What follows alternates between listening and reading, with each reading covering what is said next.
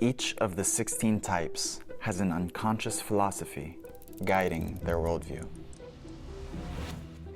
I want to share with you a different way of looking at MBTI and how it has profoundly shifted my entire outlook towards personality type. I feel very strongly that the way that MBTI is portrayed in popular media is fundamentally flawed, and it doesn't answer any of the deeper questions of personality theory that I, for one, am constantly hung up on, like how do people really organize their worldview, or why do we all have such different conclusions about how to live our lives? I firmly believe that everyone is a philosopher. Even if we don't know it yet, we all have a moral system that helps us determine what is right from wrong. This has been the main inspiration for all of my studies into typology. And in these explorations, I found something interesting. Our MBTI type actually shapes our entire life philosophy. We're going to get a little abstract and dive into the theory side of MBTI. So if I mention concepts that you haven't heard before, like quadras, don't worry.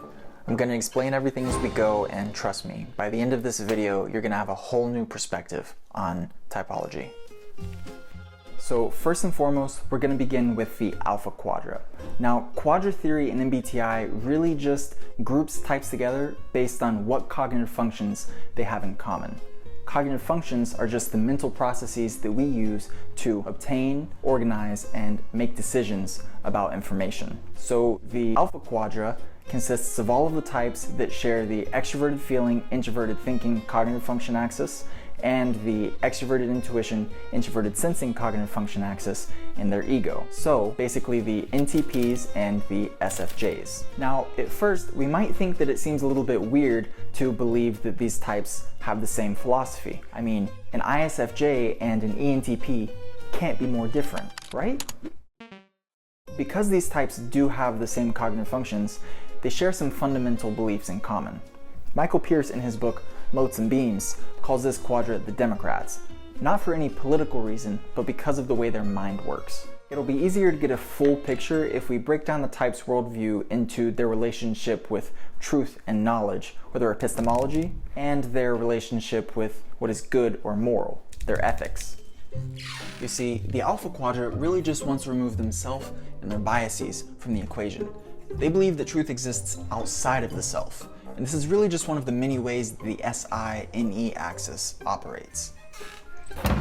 Types that use introverted sensing are super aware that their interpretations of reality are really just that, interpretations, completely subjective.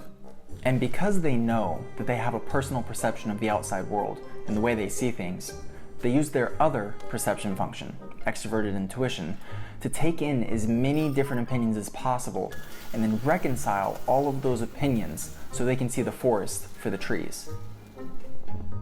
Now, these perspectives can either be new opinions or ideas, but either way, extroverted intuition is constantly gathering this new, unfiltered information. And for their ethics, they also take an impersonal approach. Their judgment axis, the part of their mind that deals with making decisions, holds extroverted feeling, the function that is mainly concerned with the emotions of other people or external harmony, and its direct opposite, introverted thinking, which deals with subjective logical consistency. The alpha quadra wants to simplify rules as much as possible, so that regardless of the context, there's always a principle to follow. This type embodies the term transcontextual, which is also a term used by Dr. Dario Nardi to describe the actual brain patterns within the neurology of extroverted intuition users. Since the Democrats aspire to create universal rules that they believe they and others should follow, this makes them extremely just and unbiased, to the point of desiring to dissolve their own ego.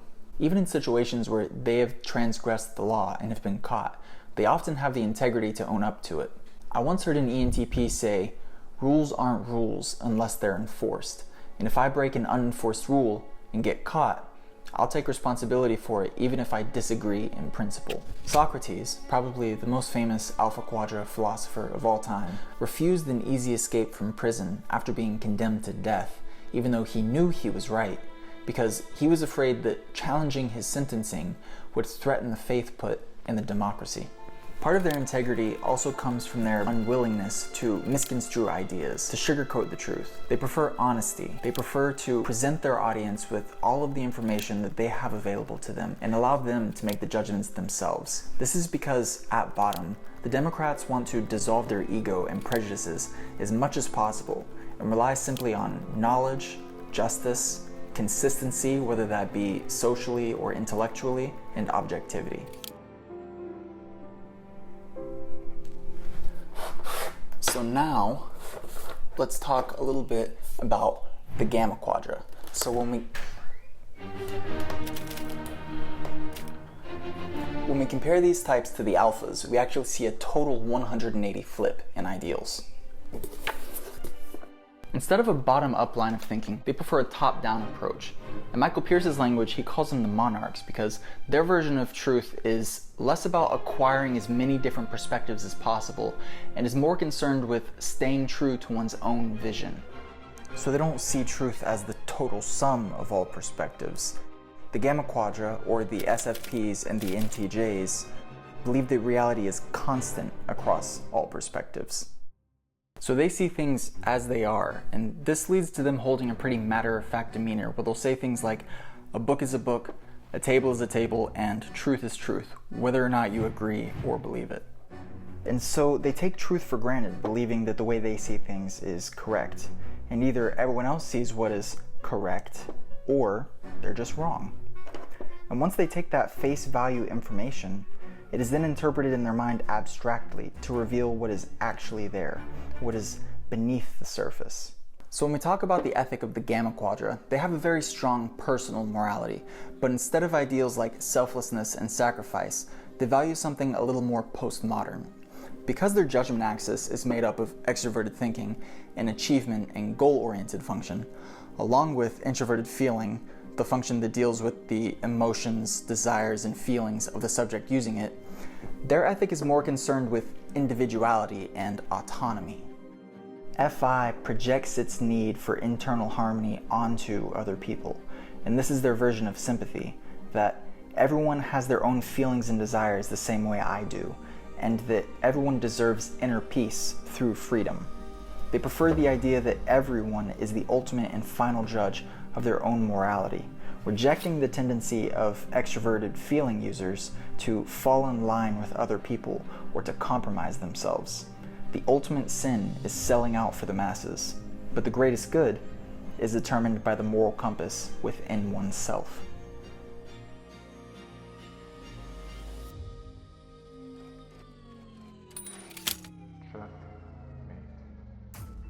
Now, as I said before, the Gamma Quadra is the complete opposite of the alphas. Instead of valuing the development of a community, the SFPs and the NTJs value self-development. Now, at its worst, this can sound like survival of the fittest, but at its best, it's the recognition that a community thrives most when every individual is responsible for their own growth. Now, because this quadra uses both of the contextual axes, that is the TE-FI axis and the SE-NI axis, they don't like making broad generalizations about what's good. They instead prefer what works within a given context, according to whatever the result that they want is. Without context, they are blind, as Pierce puts it, because context is the guide that helps direct them to achieving a goal. They believe in individuality because everyone is different and unique with different goals and is constantly changing. It's impossible to make a system of rules that makes everyone happy all of the time. So instead, they do whatever makes them happy. They follow their heart's desire by actualizing the vision of the self that they see in their mind. It's not that the SFPs and the NTJs prefer monarchic government structures, just like not everyone in the Alpha Quadrant is an actual Democrat. These terms are symbols to illustrate how they think, and the SFP and NTJ mind acts like a monarchy, with one single entity sitting at top, dictating to the rest what the objective will be, and they all follow in unison. It is completely efficient. And when this worldview is pushed far enough, the SFPs and the NTJs can reach a philosophical worldview similar to Nietzsche's will to power. When everyone is fundamentally deciding what is good based on themselves, the ultimate good is decided by whoever sits on the throne.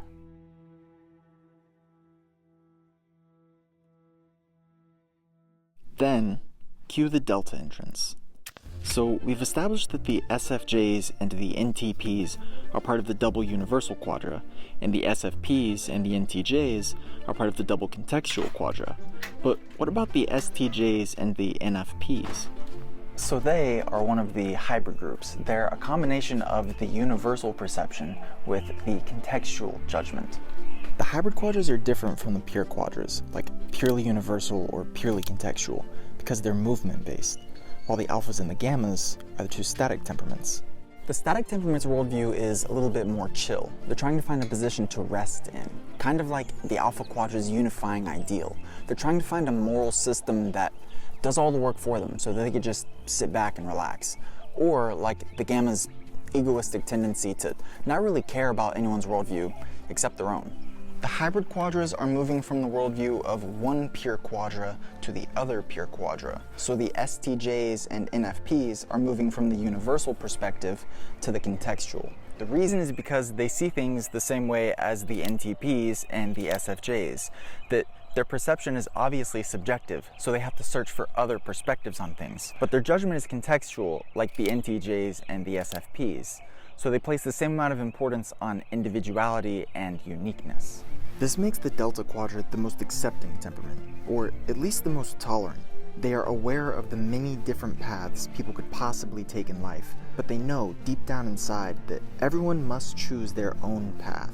The Delta Quadrant is also called the anarchists because they're trying to move away from the absolutist and authoritarian views often held by the alphas and move towards a stronger sense of freedom and autonomy. While the monarchs often don't really care about the opinions of people not associated with them, and sometimes the opinions of people that are associated with them, the anarchists feel like they have to show people the true self hidden within, behind the collectivist mask. They're constantly trying to reassemble their identity so they can become more individuated and help others do the same. They believe that every perspective is worth considering and that every person has the self-evident right to become whoever they choose to become. Pierce quotes Thomas Jefferson, "All men are created equally." Their basic mindset is aimed at releasing the chains of conformity, or in other words, helping people find individuality.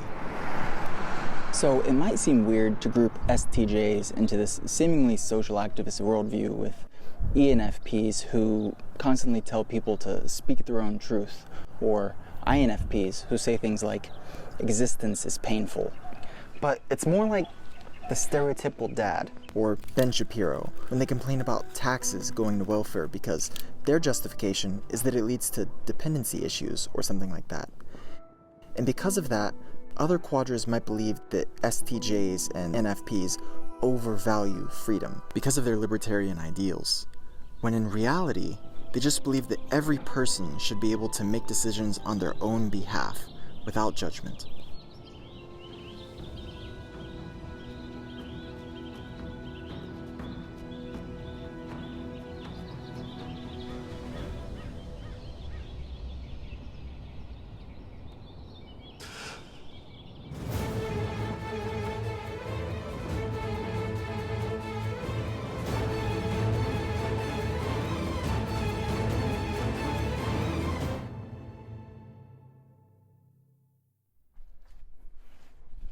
The Beta Quadra, which is home to the STPs and the NFJs, perceive reality and therefore truth through their own unique perspective, just like the monarchs.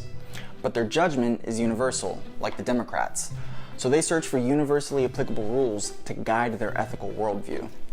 Truth to the theocrats is a visionary concept that exists within their mind, where only they can see and feel its perfection.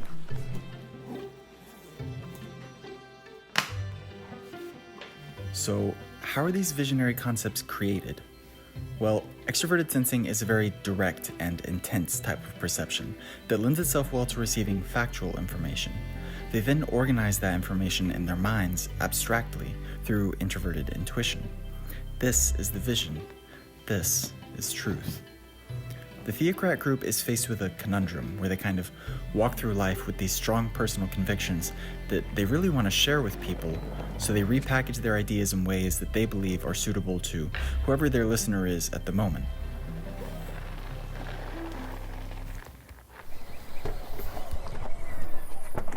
So the intent behind repackaging their ideas in this way is to make them more impactful and compelling by presenting an emotional truth that may not be 100% factual, but to them, the emotions are more real than the actual information. Because this group is focused on their own version of reality, but is at the same time building an ethic that can be applied to everyone, their main concern is communication. They are constantly asking themselves, how can I translate my thoughts into a shared experience? STPs and NFJs are not afraid to tailor their speech. In the case of NFJs, to maybe make hurtful words come off more diplomatic, even making people more comfortable with ideas that may otherwise come off as extreme, or STPs who come off more stereotypically persuasive, such as Theodore Roosevelt and his negotiation skills, or like Andrew Tate, who uses his dramatic and evocative nature of the unsweetened truth. The Beta Quadrant is constantly trying to persuade others to their own point of view by giving people their personal insights in an impersonal way. Every single word is chosen with precision so they can affect their audience and make them feel the way they want them to. They communicate not just the information, but the idea and the belief that is inherently attached to that information. FETI wants to organically recreate ideas in their audience's mind. This is why alphas present all the information available. They trust the audience to logically and rationally sort it out for themselves, whereas the betas attempt to recreate their own vision inside the mind of others. This is why they're often considered storytellers. To paraphrase Spinoza, speak in a manner that is intelligible to the multitude, and this way gain a friendly audience for the reception of the truth. Or, to quote Nelson Mandela, speak to a man in a language he understands. That goes to his head. Speak to him in his own language, and that will go to his heart. So there's a sort of tension felt between individual desires and group harmony. The theocrats want to integrate their identity into the masses, but not quite dissolve it like the alphas do. Because they still value their vision, they take their very unique ideas and turn them into words fit for everybody. They want to be storytellers, teachers, guides, someone who fits in but can still make an impact in some way. They're often encouraging and inspiring because their minds are built for unifying groups of people around a single goal, which is often their own definition of what good is. They have a strong belief about what the best version of something is or will become, and they don't compromise on this vision easily, so they end up leaving little room for individuality.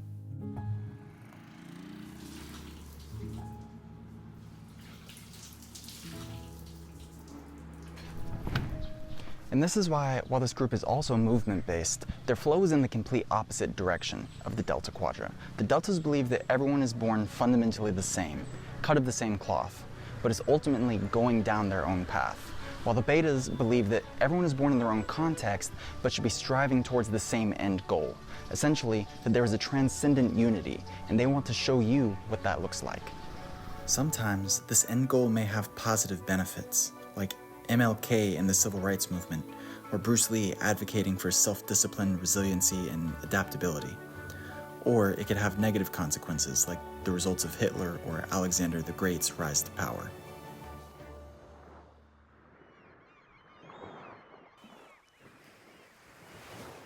Because the Betas are focused on adapting the way they speak to draw people in, it's natural that their message become diluted and watered down by the kind of language they believe will affect their listener. But this way of communication risks coming off as disingenuous to others.